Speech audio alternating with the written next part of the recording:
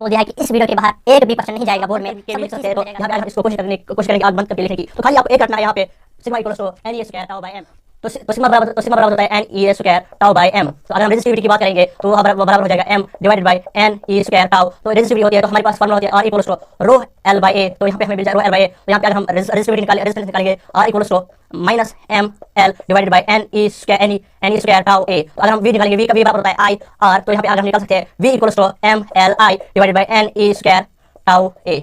तो ये हमने आंक बंद करके भी यहाँ पे लिख सकते हैं कि ऐसे लास्ट टाइम रिवीजन सीरीज। और इसमें हम क्या करने जा रहे हैं, इसमें हम 12th के सारे जो भी चैप्टर्स फिजिक्स के उनको हम पूरी तरीके से कवर करेंगे। वन शॉट सीरीज है। इसको इससे पहले हमने इलेक्ट्रोस्टैटिक्स को 2 पार्ट में कवर कर लिया था। अगर आपने वो वीडियो नहीं देखी आप वो भी जाकर देख सकते हो। खाली 1 या 1.5 घंटे की मैक्सिमम वीडियो है, उतनी वीडियो है। पहला है 60 मिनट्स और दूसरी है 90 मिनट्स की। उसमें फुल नोट्स है, आप मेरे नंबर पे कांटेक्ट कर सकते हो। मैं वहां पे आपको प्रोवाइड करूंगा। नंबर जो है वो डिस्क्रिप्शन में दिया हुआ है। साथ ही साथ हमारा एक ग्रुप चल रहा है व्हाट्सएप ग्रुप जिसका नाम है नीट पॉइंट और जिसमें हम डेली न्यूमेरिकल सेंड करते हैं। आप वो भी ज्वाइन कर सकते हो। और उसमें स्टडी मटेरियल या resistance at temperature T not. तो R T minus R naught directly proportional to R naught initial resistance और R T minus R naught directly proportional to difference of temperature. R T minus R इन दो equations को हमने compare किया था। हमें हमारे मिलेगा R not into T minus T not. R not minus ये यहाँ पे कौन सा प्रोपोर्शन हमको चेंज किया पे हमें आ गया अल्फा जो कि कोएफिशिएंट ऑफ रेजिस्टेंस टेंपरेचर है। तो आर टी को हम यहाँ से आर नॉट पे हमने शिफ्ट कर लिया। तो यहाँ पे माइनस यहाँ पे प्लस बन जाएगा R T equals R not plus R not alpha T minus T not. R T यहाँ पे सेम लिखा R T equals R not plus R not alpha into T minus T not. R T minus R not यहाँ पे हमने वापस ले लिया R T minus R not equals R not alpha T minus T not. R T minus R not को हमने put किया delta R. T minus T not को हमने पुट किया डेल्टा टी। डेल्टा आर हमें यहाँ पे मिल जाएगा। तो इनके वाले हम यहाँ पे डेल्टा आर पुट करेंगे। तो यहाँ पे डेल्टा टी पुट करेंगे। तो delta R equals R not alpha delta T. Alpha आ जाएगा बराबर डेल्टा आर और नॉट डेल्टा टी।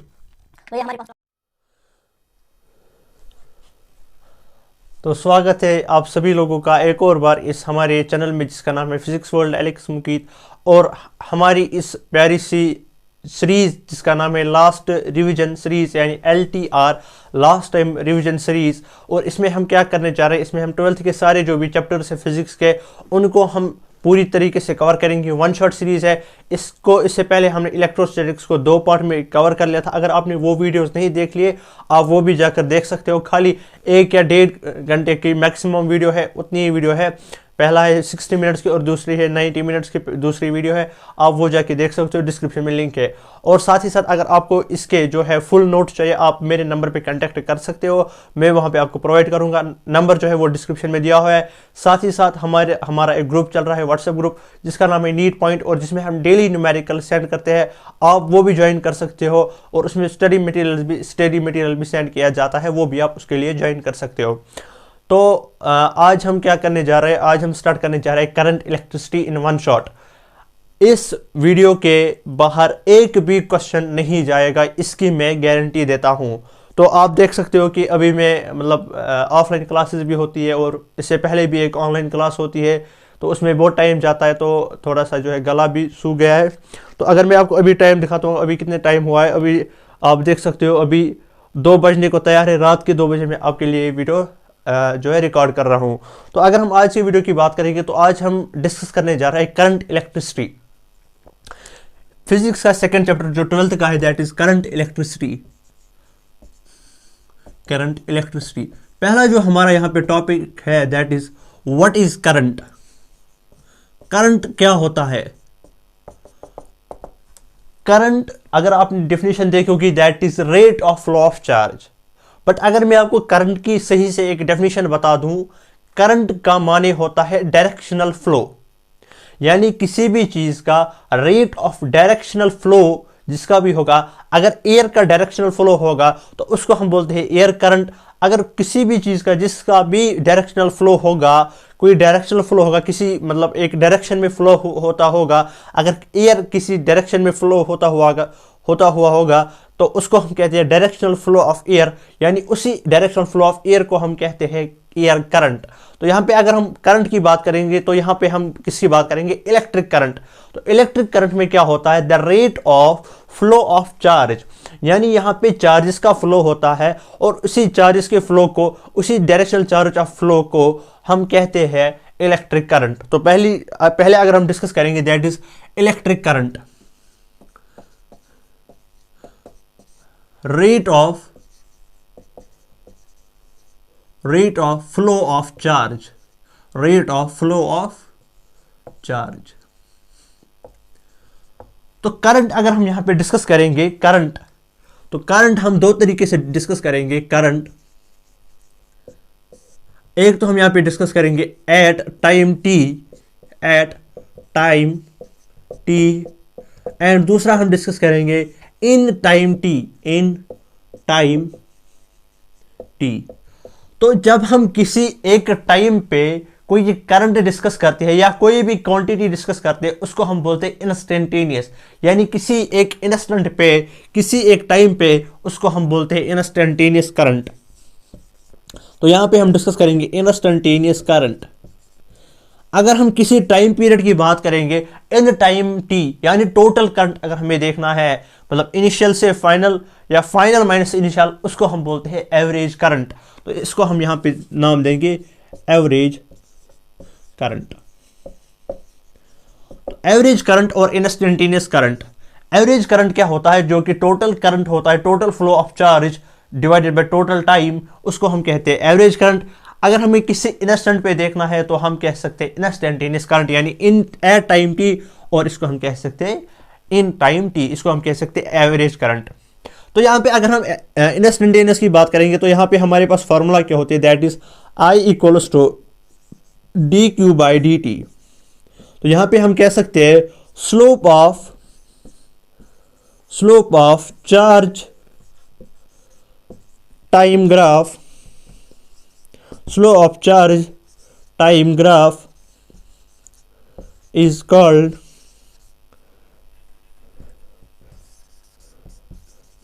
current, या slope of charge time graph। यानी अगर हम एक ग्राफ लेंगे तो इसका स्लोप हमें देगा, वो जो इसका स्लोप होगा वो हमें देगा, क्या देगा? वो हमें देगा करंट। यानी किसका slope? Slope of charge time graph gives current, यानी इंस्टेंटेनियस करंट देगा। अगर हम यहाँ पे एवरेज करंट की बात करेंगे तो वो होगा total charge divided by total time.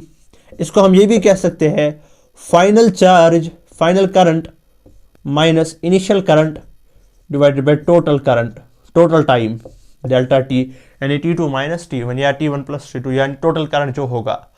तो अगर हम यहाँ पे इस फॉर्मूला से इसकी डेरिवेशन निकालेंगे तो डी क्यू किसके बराबर आएगा? अगर हम यहाँ पे इंटीग्रेशन करेंगे, चार्ज किसके बराबर आएगा? तो यहाँ पे अगर हम इसको मल्टीप्लाई करेंगे तो यहाँ पे हमें मिल जाएगा D Q equals to I D T. तो यहाँ पे इंटीग्रल फॉर्म आ गया D Q equals to I D T. यानी अगर हम यहाँ पे देखेंगे area of current time graph, area of current time graph, area of current time graph gives charge।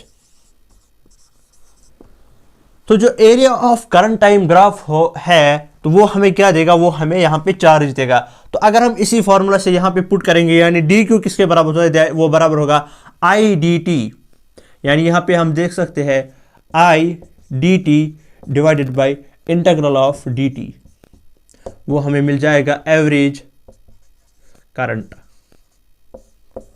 तो यहां हमें एवरेज करंट की डेफिनेशन मिल गई है। यहां पे एवरेज करंट की दो फॉर्मूला आ गई। एक तो हमने यहां पे डिस्कस किया इंस्टेंटेनियस करंट, दूसरा हमने यहां पे डिस्कस किया एवरेज करंट। तो अगर हम इसके बाद एक और टॉपिक डिस्कस करेंगे जिसका हम नाम बोलते हैं दैट इज कॉल्ड, जिसका हम नाम बोलते हैं ड्रिफ्ट वेलोसिटी। तो ड्रिफ्ट वेलोसिटी अगर हम यहां पे डिस्कस करेंगे, ड्रिफ्ट वेलोसिटी डिस्कस करने से पहले अगर मैं इसको एक बार फिर से रिवाइज करूंगा, हमने क्या पढ़ लिया? हमने पढ़ लिया कि करंट, इलेक्ट्रिक करंट क्या होता है? वो होता है डायरेक्शनल फ्लो ऑफ चार्ज, यानी अगर हम यहां से ये भी कह सकते हैं rate of directional flow of charge. फिर हमने करंट को दो तरीके से डिवाइड किया।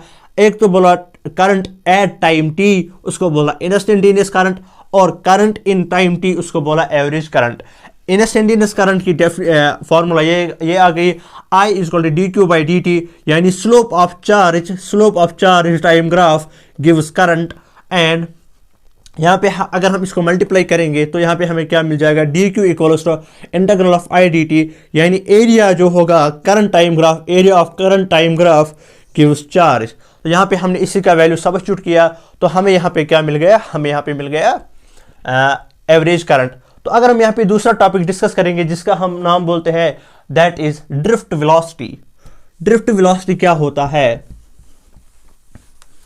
ड्रिफ्ट वेलोसिटी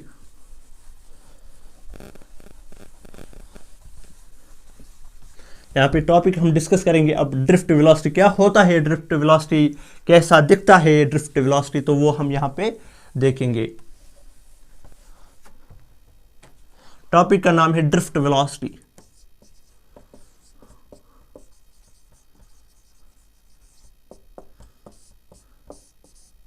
ड्रिफ्ट वेलोसिटी क्या होता है?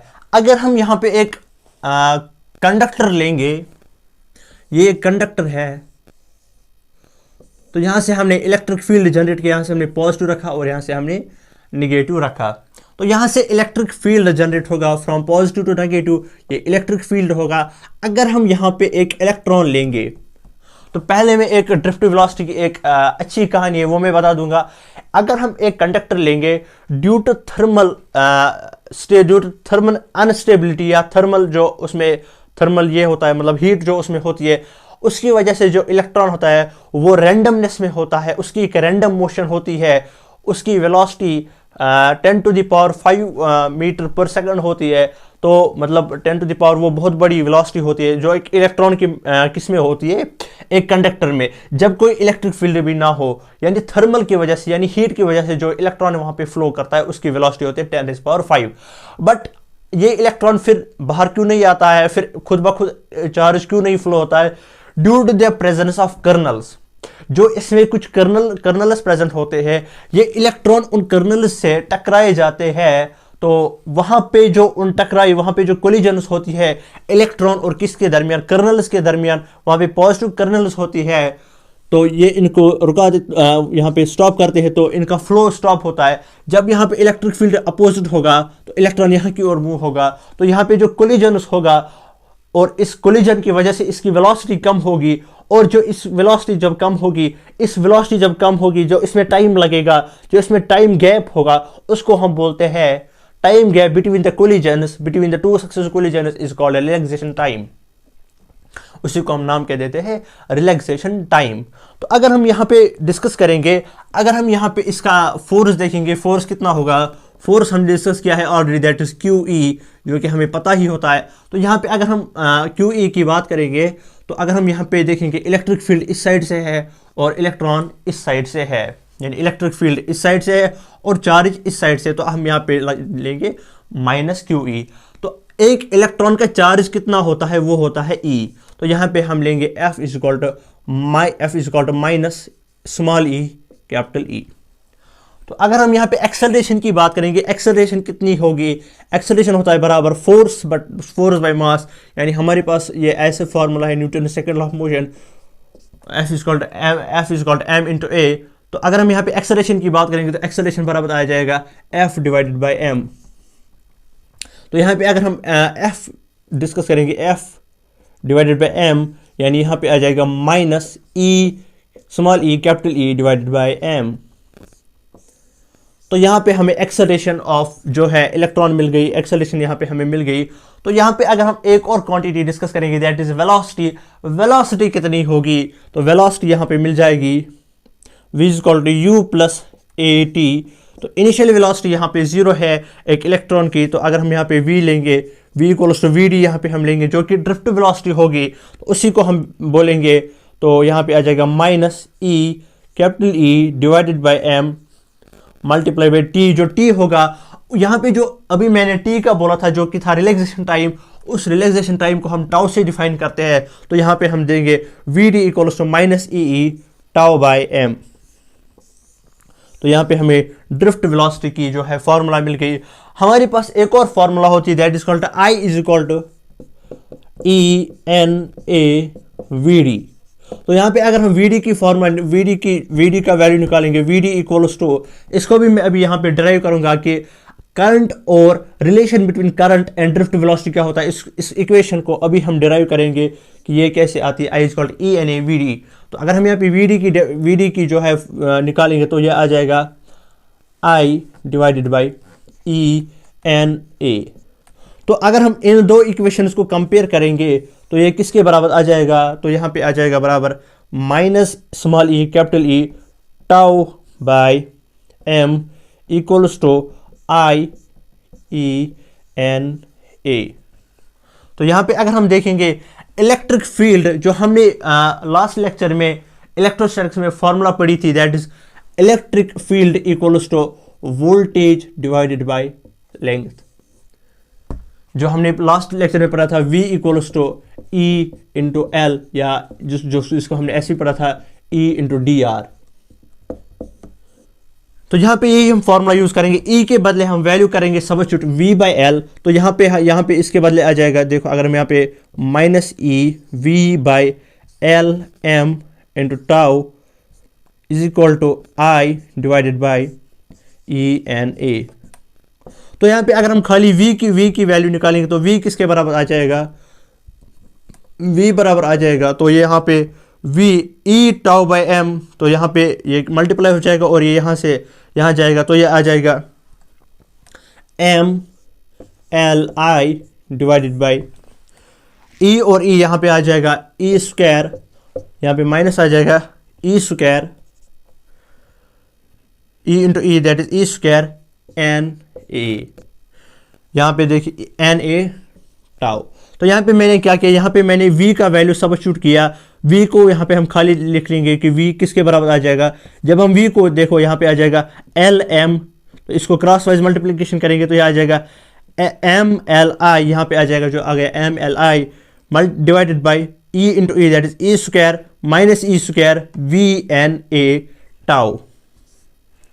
तो ये हमारे यहाँ पे हमारे पास यहाँ पे इक्वेशन आ गई, that is v is equal to minus M L I E square N A tau.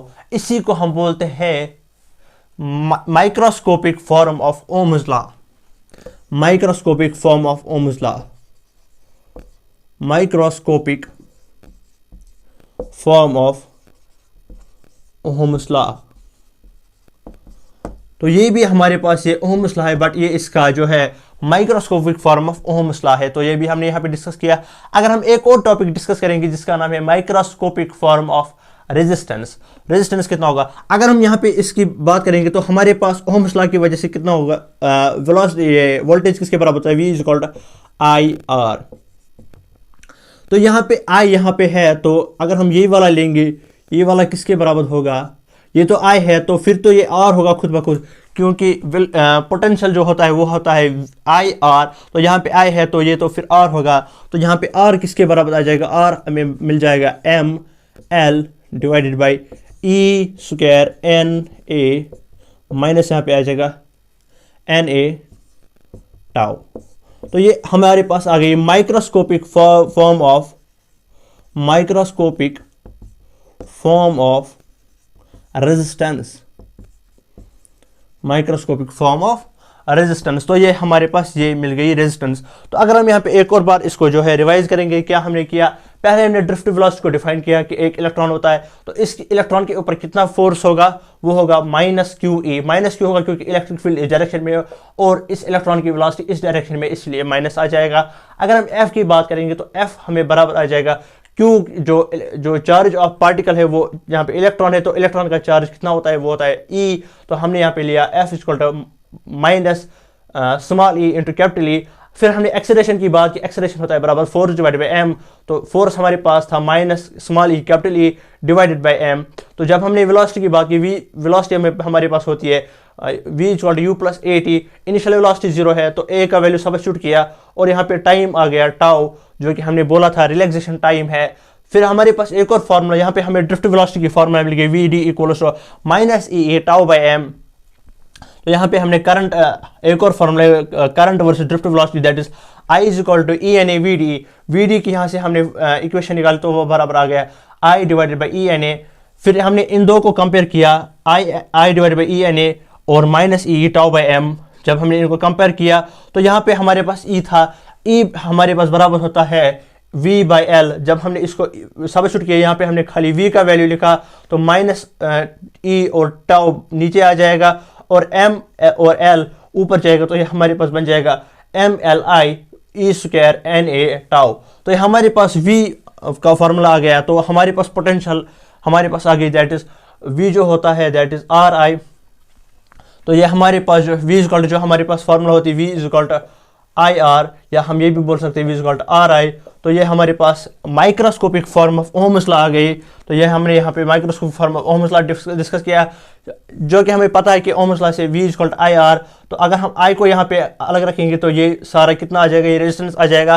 तो R किसके बराबर हमें मिल गया, R मिल गया -ml divided by E square N A tau. इसको हम बोलते हैं microscopic form of resistance, microscopic form of resistance. तो अगर हम एक और टॉपिक यहाँ पे डिस्कस कर लेंगे तो वो क्या होगा, अब हम इसी रेजिस्टेंस को आगे लेते जाएंगे। अब हम इससे क्या निकालेंगे, रेजिस्टिविटी। अब हम इसी फॉर्मूला से क्या निकालेंगे, रेजिस्टिविटी। फिर हम इन सारी चीज़ों को कंपेयर कर लेंगे। आप इसका स्क्रीनशॉट ले लीजिए। तो अगर हम यहाँ पे इसका डिस्कस कर लेंगे कि अब इसमें क्या फॉर्म आ जाएगी, तो अगर हम ये वाला देखेंगे R equals to -ml divided by E square N A tau. अगर हम यहाँ पे लिखेंगे R equals to -ml divided by E square N tau A. तो अगर हमारे पास एक फॉर्मूला होती है that is called R equals to rho L by A, R equals to rho L by A. तो अगर हम यहाँ पे देखेंगे L बाई ए तो यहाँ पे है, तो इसका मतलब ये क्या है, तो ये यहाँ पे है, तो ये यहाँ पे हमें मिल गया m divided -m divided by E square N tau. तो अगर हम यहाँ पे देखेंगे तो रो हमें बराबर आ जाएगा rho equals to -m divided by E square N tau. यहाँ पे हमने कैसे हमने लिख लिया, तो यहाँ पे हमें देखिए रेजिस्टिविटी जब हमने डिफाइन की तो R हमारे पास होता है, R का वैल्यू हमने यहाँ से निकाला, R equals to -ml divided by N E square tau A. तो अगर हम यहाँ पे इसको डिस्कस करेंगे R इक्वल्स टू -ml, तो यहाँ पे L बाई ए हमारे पास फॉर्मूला होती है R equals to rho L by A. तो हम इस रो L बाई ए को बाहर निकालेंगे तो यहाँ पे बच गया रो। अगर यहाँ पे भी L बाई ए को बाहर निकालेंगे तो यहाँ पे क्या होगा, फिर ये यहाँ पे रो की वैल्यू होगी। तो हमारे पास ये रेजिस्टिविटी आ गई। तो अगर हम रेजिस्टिविटी से एक और फॉर्मूला निकालेंगे दैट इज कंडक्टिविटी। तो कंडक्टिविटी किसके बराबर आ जाएगी, conductivity is equal to 1 divided by resistivity. तो अगर हम ये तो कंडक्टिविटी हम सिग्मा से डिस्कस करते हैं तो वो बराबर होती है 1 बाई रेजिस्टिविटी 1 बाई रो हम डिस्कस कर सकते हैं यहाँ पे। तो अगर हम सिग्मा की बात करेंगे तो सिग्मा आ जाएगा बराबर N E square tau by M, N E square tau by M. तो यहाँ पे हमने सारी फार्मूला यहाँ पे डिस्कस कर ली, जो कि करंट इलेक्ट्रिसिटी में जो भी फार्मूलाज आते हैं वो हमने यहाँ पे डिस्कस कर ली। चाहे रेजिस्टिविटी हो, चाहे कंडक्टिविटी हो, चाहे रेजिस्टेंस हो, चाहे माइक्रोस्कोपिक फॉर्म ऑफ रेजिस्टेंस हो, चाहे microscopic form of Ohm's law हो, चाहे ड्रिफ्ट वेलोसिटी हो, चाहे एक्सेलरेशन हो, चाहे वेलोसिटी हो, चाहे करंट हो, चाहे रिलेशन बिटवीन करंट और ड्रिफ्ट वेलोसिटी हो, सब फार्मूला इसी में है। तो अगर हम इसको यहाँ पे अब आपको मैं बताऊंगा कि आपको कैसे इनको लर्न करना है। इन सारे फार्मूलाज को आपको खाली एक फार्मूला याद रखनी है, उससे आप सारी फार्मूला रिवाइज कर सकते हो। खाली आपको ये सिग्मा याद कर लेना, सिग्मा को रट लेना है। Sigma is equal to N E square tau by M. Sigma मतलब ये कैसे हमने निकाला, -n E square tau by M, यहाँ पे माइनस साइन साथ में रहेगी। तो यहाँ पे कंडक्टिविटी होती है 1 अपॉन रेजिस्टिविटी, तो यहाँ पे रेसिप्रोकल होगा। तो यहाँ पे पहले मैंने n को लिख लिया, फिर ए स्क्वायर, फिर t को लिख लिया, वही हो गया n E square tau by M. तो यहाँ पे जो है रेसिप्रोकल आ गया। तो आपको खाली ये वाली फार्मूला जो है याद कर लेनी है। तो इसी एक फार्मूला से हम सारी फार्मूलाज को डिराइव करेंगे, फिर आपको इसी फार्मूला से सब याद रहेगा। तो पहले हमने सीधे लिया, फिर अब हम इसको रिवर्स याद कर लेंगे। खाली आपको एक फॉर्मूला रट लेना है, that is sigma equals to N E square tau by M.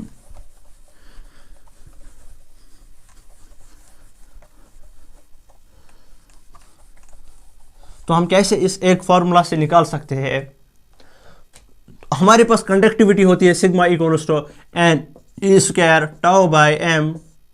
तो अगर हम रेजिस्टिविटी की बात करेंगे तो वो रो होती है रो इक्वल्स टू 1 अपॉन सिग्मा। तो यहाँ पे आ जाएगा, इसका रेसिप्रोकल हो जाएगा, तो ये आ जाएगा m divided by N E square tau. तो यहाँ पे माइनस आ जाएगा।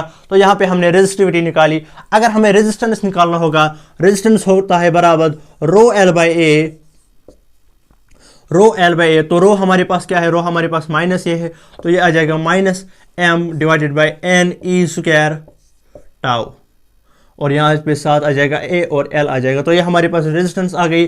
अब अगर हमें वोल्टेज निकालनी होगी, वोल्टेज होती है बराबर आई आर। तो अगर हम आई आर की वैल्यू सब्स्टिट्यूट करेंगे, तो आर तो हमारे पास है ही, तो अब हमें क्या निकालना है, खाली आई का वैल्यू सब्स्टिट्यूट करना है। तो हमें वी निकल जाएगा minus M L I divided by N E square tau A. तो ये सारी फार्मूला इससे निकल गई।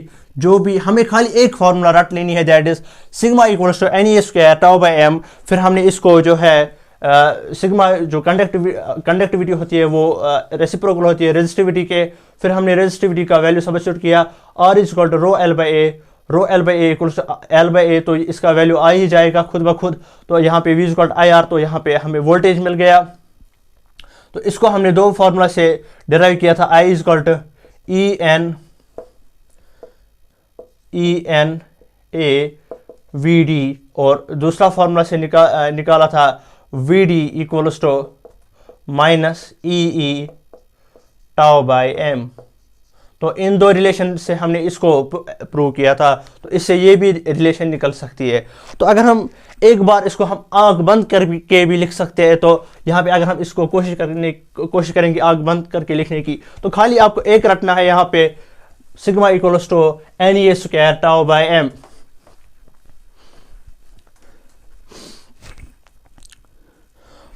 तो सिग्मा बराबर होता है N E square tau by M.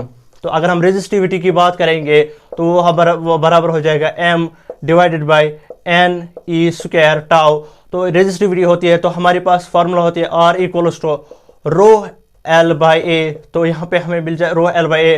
तो यहाँ पे अगर हम रेजिस्टेंस निकालेंगे, R equals to minus M L divided by N E square tau A. तो अगर हम v निकालेंगे, v बराबर होता है आई आर। तो यहाँ पे अगर हम निकाल सकते हैं v equals to M L I divided by N E square tau A. तो ये हमने आंख बंद करके भी यहाँ पे लिख सकते हैं कि कैसे आता है, sigma equals to N E square tau by M. तो रो इसका आ जाएगा, इसका इनवर्स आ जाएगा। तो यहाँ पे हमने इसको आंख बंद करके भी लिख सकते हैं। तो अब हम एक और टॉपिक यहाँ पे डिस्कस कर सकते हैं। उस टॉपिक का नाम है, इस टॉपिक का नाम है मोबिलिटी। तो मोबिलिटी किसके बराबर होती है, मोबिलिटी बराबर होती है, तो अगर हम यहाँ पे मोबिलिटी डिस्कस करेंगे, मोबिलिटी वो होती है बराबर drift velocity per unit electric field. तो मोबिलिटी की फॉर्मूला होती है mu equals to drift velocity V D divided by electric field. तो वी डी की जो रिलेशन है वो है बराबर हमारे पास minus small E capital E tau by M. तो यहाँ पे इलेक्ट्रिक फील्ड है हमारे पास, ये और ये कैंसिल हो जाएगा। तो यहाँ पर हमारे पास मोबिलिटी की फॉर्मूला बन जाएगी minus E tau by M. तो ये हमारे पास मोबिलिटी की फॉर्मूला बन गई minus E tau by M. साथ साथ अगर हम एक और टॉपिक यहाँ पे डिस्कस कर लेंगे जिसका नाम है current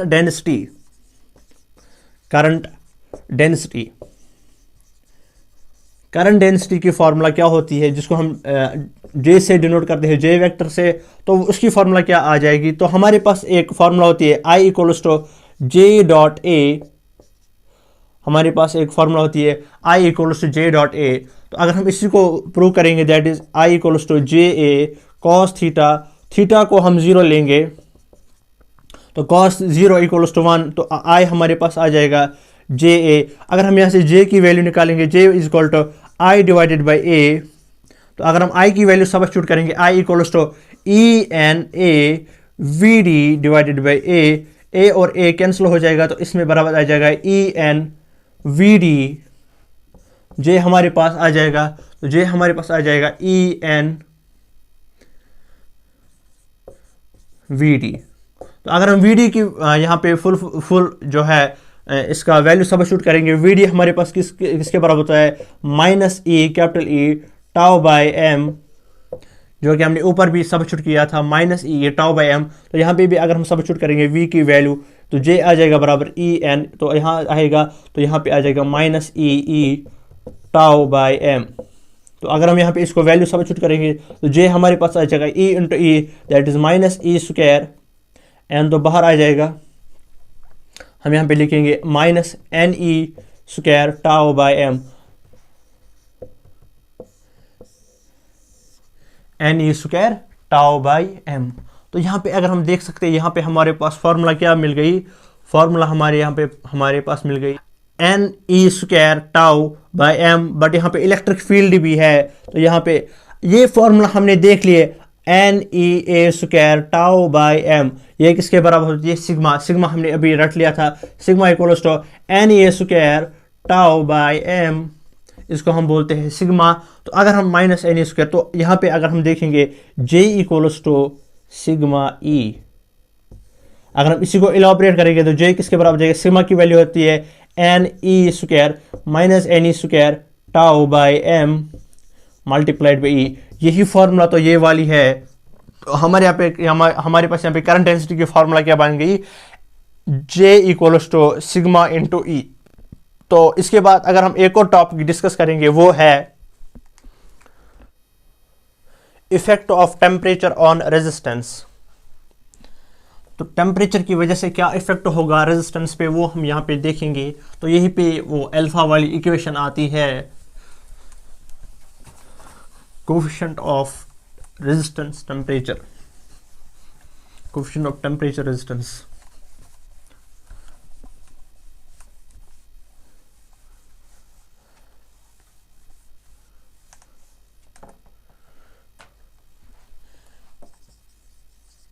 Effect of temperature on resistance। तो अगर हम कोई रेजिस्टेंस लेंगे और नॉट, अगर हम एक रेजिस्टेंस लेंगे R T eight temperature T, और आर नॉट हम यहां पे लेंगे एट टेम्परेचर टी नॉट। तो आर टी हम एक रेजिस्टेंस लेंगे एक टेम्परेचर पे, और आर नॉट हम रेजिस्टेंस लेंगे एक टेम्परेचर टी नॉट पे। तो अगर हम यहाँ पे रिलेशन देखेंगे R T minus R naught, R T minus R not is directly proportional to R naught, और R T minus R not is directly proportional to T minus T not. तो ये फॉर्मूला यहाँ पे आ जाएगी। इस constant of proportionality को हम यहाँ पे हटाएंगे, तो यहाँ पे क्या आ जाएगी, यहाँ पे हमारे पास आ जाएगी, तो पहले इन दो इक्वेशंस को हम कंपेयर कर लेंगे। तो यहाँ पे क्या आ जाएगी, तो यहाँ पे आ जाएगी, अगर हम इसको फर्स्ट नाम लेंगे और second, from first and second हमें क्या मिल जाएगा, R T minus R not is directly proportional to R nought into T minus T not. तो यहाँ पे अगर हम इसको जो है फिर से जो है यहाँ पे कांस्टेंट ऑफ प्रोपोर्शनलिटी हटाएंगे, तो यहाँ पे हम अल्फा लाएंगे, तो R T minus R not equals to alpha times R nought into T minus T not. तो ये यहाँ पे फॉर्मूला आ गई। तो अगर हम इस आर नॉट को यहाँ की ओर ले आएंगे, तो आर टी हमारे पास मिल जाएगा, आर टी हमारे पास मिल जाएगा R not plus R not alpha T minus T not. तो यहाँ पे हमारे पास आर नॉट की इक्वेशन मिल जाएगी। अब अगर हम इस अल्फा की वैल्यू निकालेंगे, तो अल्फा की वैल्यू कितनी होगी, अल्फा की वैल्यू अगर हम यहाँ पे निकालेंगे, आर टी हमारे पास क्या मिल गया था, R T equals to R not plus R not alpha T minus T not.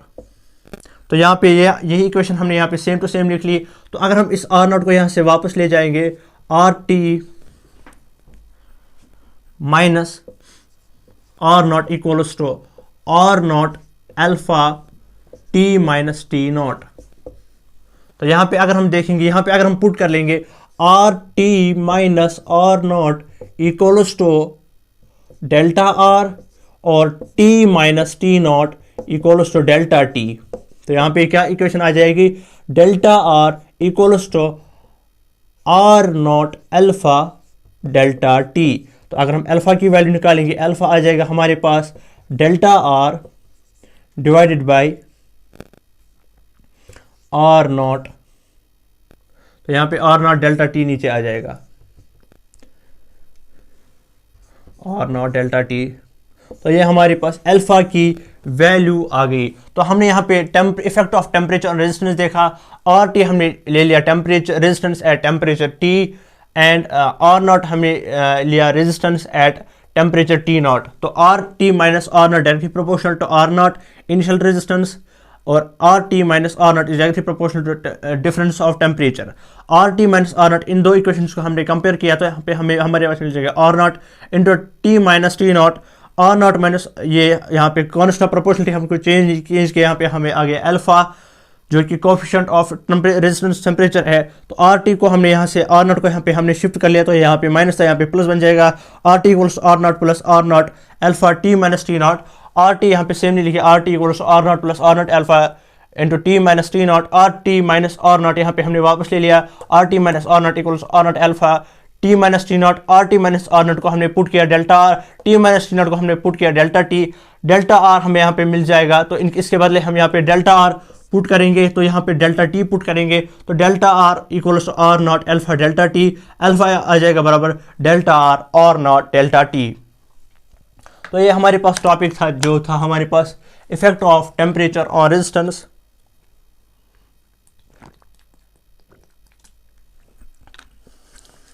तो अब अगर हम इसके बाद भी डिस्कस कर लेंगे, तो डिस्कस क्या कर लेंगे हम यहाँ पे, तो इसके बाद एक और टॉपिक आता है जो हमारे पास इंपॉर्टेंट टॉपिक है, that is colour code resistance.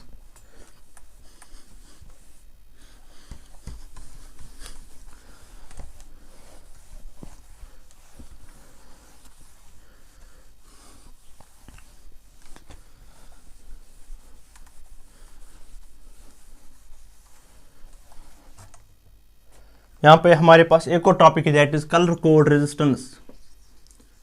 Colour code resistance. तो कलर कोड रेजिस्टेंस क्या होता है, तो हमारे पास जो रेजिस्टर्स होते हैं उन पे कुछ सर्कल्स लगाए होते हैं, कुछ कलर्स लगाए होते हैं। तो उन कलर्स की वजह से हम उनकी रेजिस्टेंस निकाल सकते हैं कि उस एक रेजिस्टर की रेजिस्टेंस कितनी हो सकती है। उसी एक पैटर्न को हम नाम देते हैं कलर कोड रेजिस्टेंस। तो अगर हम यहाँ पे नाम लिखेंगे, तो यहाँ पे इक्वेशन हमारे पास होती है A B into 10⁻⁶ plus minus D. A B into 10⁻⁶ plus minus D.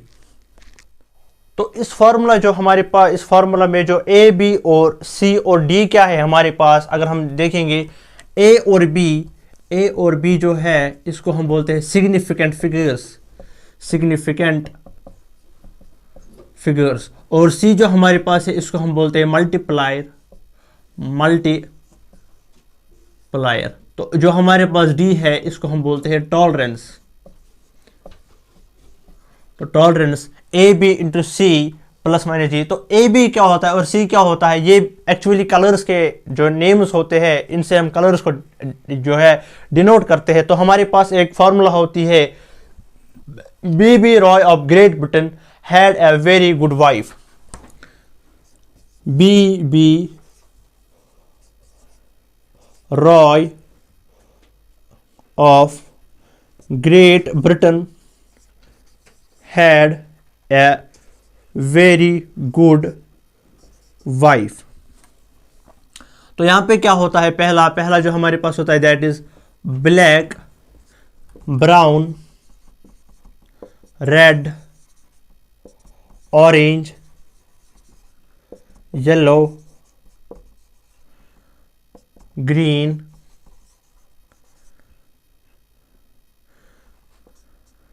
तो बी से यहां पे क्या आ जाएगा, blue, violet, grey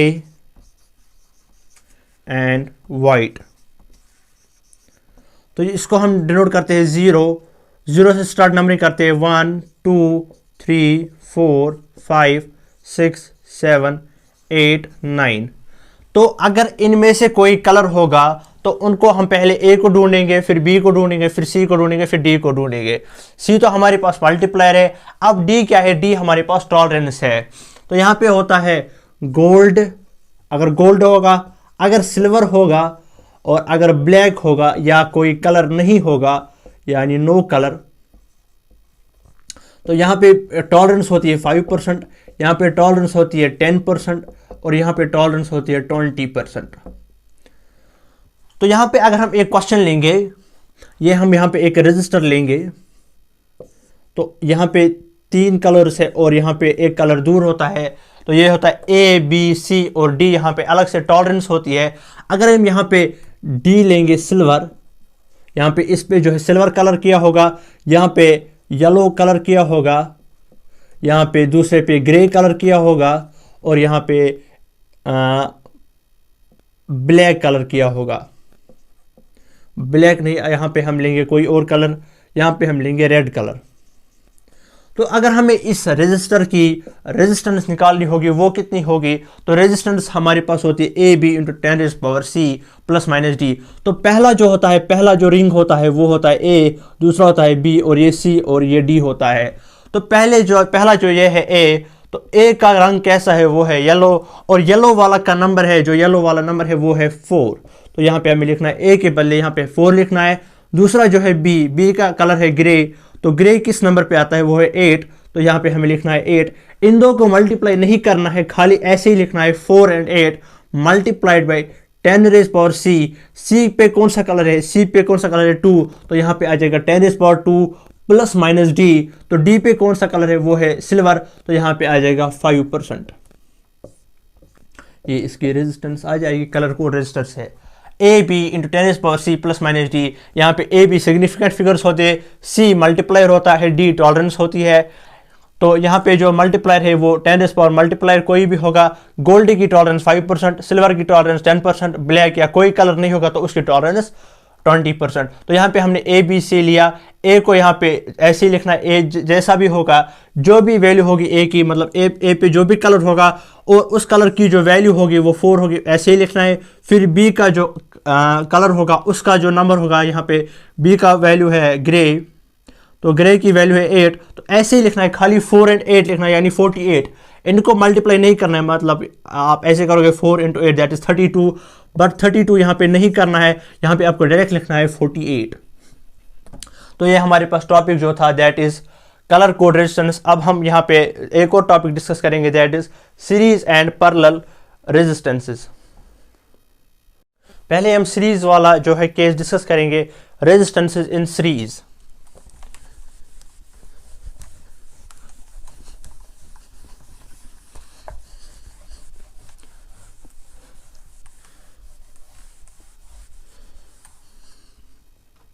Resistances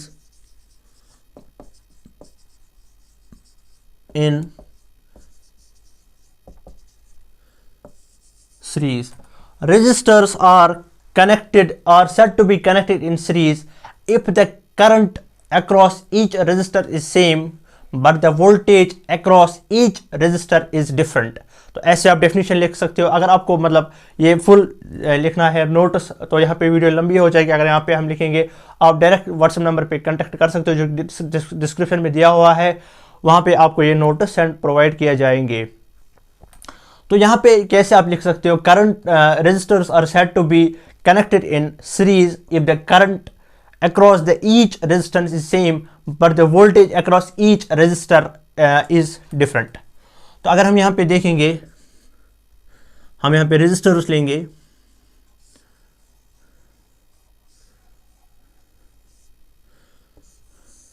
across voltage V, तो यहाँ पे हम लेंगे R1 R2 R3। यहाँ पे हम करंट यहाँ पे सेम होगी I, बट वोल्टेज डिफरेंट होगी V1 V2 and V3, V1 V2 and V3।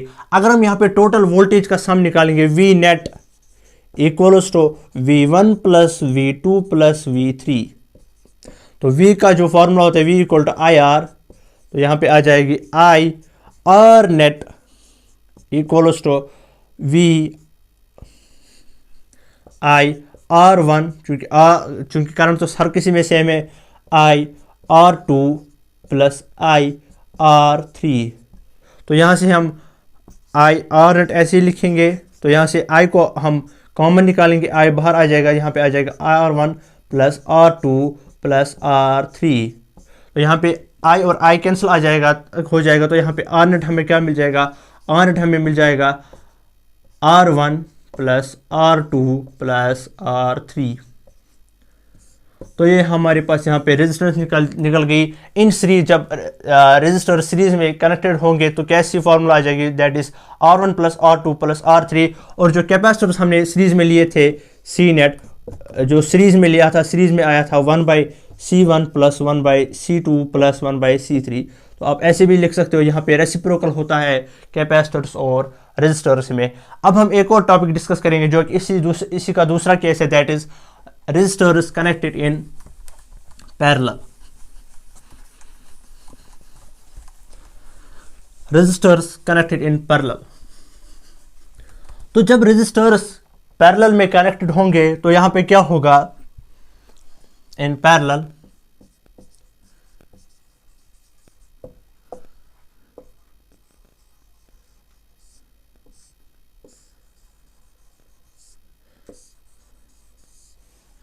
resistors are said to be connected in parallel if voltage across each resistor is same but the current across each resistor is different। तो यहाँ पे हम लेंगे R1, R2 and R3। तो यहाँ पे जो है करंट डिफरेंट होगी, I1, I2 एंड I3। तो यहाँ पे वोल्टेज यहाँ पे सेम रहेगी, V एंड V। तो यहाँ पे अगर हम टोटल I की वैल्यू निकालेंगे, I net equals to I1 plus I2 plus I3। तो यहाँ पे अगर हम ओहम्स लॉ यूज़ करेंगे, V इक्वल्स टू IR, तो यहाँ पे अगर हम I की वैल्यू निकालेंगे, I इक्वल्स टू V/R। तो यहाँ पे I की वैल्यू हम सब्स्टिट्यूट करेंगे, that is V/R net equals to 1/R1 plus, ऐसे नहीं हम लिखेंगे, यहाँ पे I1 की वैल्यू आ जाएगी V/R1, क्योंकि V हर किसी में सेम है, तो यहाँ पे आ जाएगी V/R1 plus V/R2 plus V/R3। तो यहाँ पे V नेट, तो यहाँ से हम V कॉमन निकालेंगे, यहाँ से आ जाएगी 1/R net equals to V हम कॉमन निकालेंगे, तो यहाँ पे आ जाएगी 1/R1 plus 1/R2 plus 1/R3। तो V और V कैंसिल हो जाएगा, तो यहाँ पे हमारे पास आ जाएगा 1/R net equals to 1/R1 plus 1/R2 plus 1/R3। तो अगर हम यहाँ पे कैपेसिटर्स भी, अगर हम कैपेसिटर जब हम पैरेलल में कनेक्ट करते हैं, क्योंकि कैपेसिटर्स इन पैरेलल, इनकी जो नेट कैपेसिटेंस होती है that is C1 plus C2 plus C3। यानी यहाँ पे जो है टोटल रेसिप्रोकल होता है कैपेसिटर्स और रेजिस्टर्स में। तो यहाँ पे एक और अब लास्ट टॉपिक बच रहा है जिसका नाम है मीटर ब्रिज।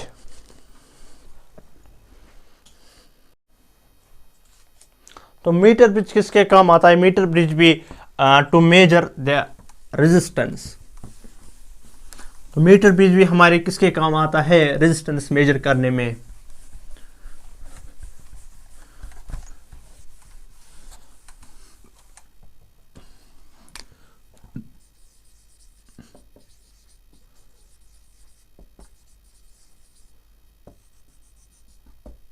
मीटर ब्रिज, तो यहां पे अगर हम दो रेजिस्टेंस लेंगे,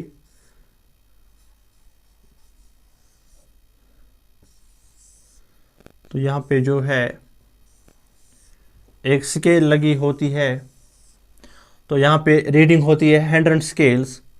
तो यहां पे अगर हम इसका नाम लेंगे P और इसका नाम लेंगे shunt resistance that is S, यहां पे हम लेंगे, तो इसको भी हम कनेक्ट करेंगे, यहाँ पे एक गैल्वेनोमीटर कनेक्ट करेंगे, तो हम ये यहाँ पे रीडिंग दिखाएगा। जब यहाँ पे रीडिंग शो 0 हो जाएगी तो उस टाइम करंट जो है वहाँ पे करंट उस टाइम 0 होगा तो हम बोलेंगे कि मीटर ब्रिज इस वक्त बैलेंस है। तो जब मीटर ब्रिज बैलेंस होगा तो उस वक्त करंट 0 होगा, उस वक्त गैल्वेनोमीटर डिफ्लेक्शन शो करेगा। तो यहाँ पे अगर हम डिस्कस करेंगे तो यहाँ पे अगर हम रेजिस्टेंस निकालेंगे तो यहाँ पे जो टोटल स्केल्स होती है वो होती है 100। तो जब गैल्वेनोमीटर शो करेगा तो वो हो जाएगी 100 माइनस एल, 100 माइनस एल। तो यहाँ पे टोटल एल है तो 100 माइनस एल, तो ये टोटल आ जाएगी। इसकी लेंथ यहाँ से एल है, यहाँ से बच जाएगी। टोटल 100 है तो ये एल है, तो ये कितनी बच जाएगी 100 माइनस एल। तो यहाँ पे हम डायरेक्ट लिख सकते हैं P divided by L is equal to, तो लेमडा हम साथ लेंगे तो यहाँ से भी आ जाएगा S divided by 100 minus L. साथ में हम लेमडा लिखेंगे, लेमडा और लेमडा कैंसिल हो जाएगा। That is P divided by L equals to S divided by 100 minus L. तो अगर हम यहाँ पे P की वैल्यू निकालेंगे तो P की वैल्यू आ जाएगी S into L divided by 100 minus L. अगर हम S की वैल्यू भी निकालेंगे, यहाँ पे S की वैल्यू भी कितनी आ जाएगी, तो यहाँ पे यहाँ पे आ जाएगी P divided by 100 minus L divided by L. तो यहाँ पे टोटल जो है मीटर ब्रिज की वैल्यू आ गई। तो आज का वीडियो हम यहीं पे समाप्त करते हैं। तो मीटर ब्रिज भी हो गया, इसी के साथ साथ तो करंट इलेक्ट्रिसिटी का भी चैप्टर कंप्लीट हुआ। तो हम कल एक और नया चैप्टर लेंगे जो है मैग्नेटिक फील्ड्स। तो उसके बाद हम मैग्नेटिज्म लेंगे, फिर EMI AC वो हम लेंगे। तो आज के लिए हम इतना ही रखेंगे। तो जो आप ये है, मैंने पहले ही बोल दिया है कि इस वीडियो के बाहर एक भी क्वेश्चन नहीं जाएगा बोर्ड में, सब कुछ इसी से पूछा जाएगा। तो आप अच्छे से ये चैप्टर कर लीजिए। तो आज के लिए इतना ही हम रखेंगे। तो अगर हम मेरे फ़ोन में यहाँ पे एक शायरी किसी ने सेंड की है, तो ये ऐसा है कि मिट्टी में मिल गया सारा मुकद्दर इश्क का, मिट्टी में मिल गया सारा मुकद्दर इश्क का, न लैला का हुस्न रहा न मजनू की जवानी रही। तो हम नेक्स्ट लेक्चर में मिलते हैं, तब तक के लिए बाय।